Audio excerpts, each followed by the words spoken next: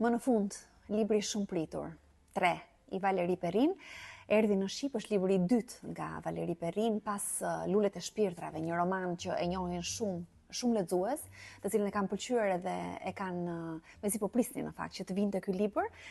Jam shumë e kënaqur që ta prezantojmë sot.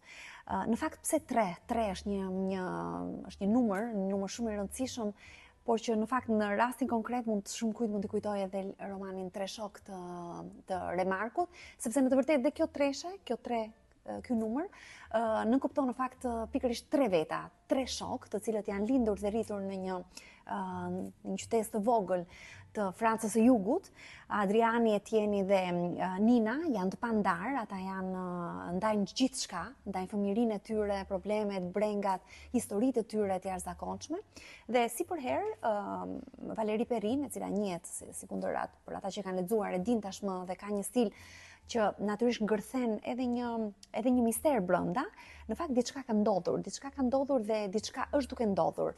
Edhe në momentin që ti fillon të lexon ato 50-60 faqet e para, fillon të futesh tamam tek historia, është zgjedhja e saj, që ka gjithmonë një grep i cili të fut brenda historisë të jashtëzakonshme që kanë ndodhur dhe që vendosen sa në të tashmen edhe sa në të shkuarën. Në fakt, ajo që nis historinë është që ka ndodhur pra nxjerrja e një makine nga fundi i liçenit ku këta të rinj janë rritur dhe një makinë tek e cila është një kufon.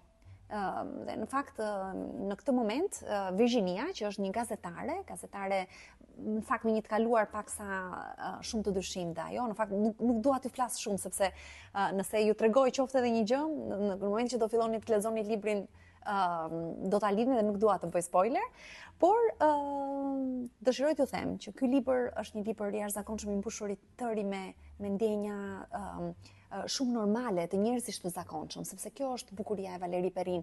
Valeri Perrin merr pikërisht njerëzit e zakonshëm, merret me jetën e njerëzve të zakonshme dhe për këtë arsye ajo është aq e dashur tek lexuesi. Unë sapo jam kthyer nga Torino dhe vendi ku ajo prezantoi librin e saj më të ri, në fakt që nuk është 3, ishte i mbushur plot me njerëz të cilët e adhurojnë pikërisht për faktin se sa ajo merret me gjërat e thjeshta të jetës.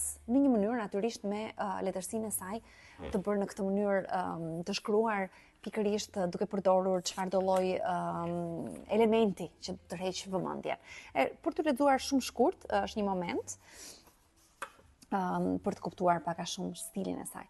Luiza dëshiron të qëndrojë në makinë me prindrit, preferon t'i lërë të tjerët vetëm. Të 3 së bashku, ata janë si një mur, një pengesë e pakalueshme. Adriani, Etieni dhe Nina zpresin nga makina, dritë verbuese. Është mesditë, bën shumë nxehtë, peshqir dhe lodra fëmijësh në rër. Deti është përpara, i pamas, i pahan, i shkëlqyer, i gjallë.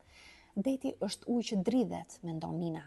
Është ujë që mbushet me frymë dhe nxjerr frymën. Ngjyra e tij nuk i kujton asgjë që ta ketë parë ndonjëherë. Është më pak i bukur në kartolina dhe në TV se sa në realitet. Është mbreslënës, paradoksal, njëkohësisht magjepsës dhe shqetësues. Pikërisht si ideja që ka Nina për lirinë. 3 nga Valeri Perrin është një libër të cilin nuk duhet ta humbisni.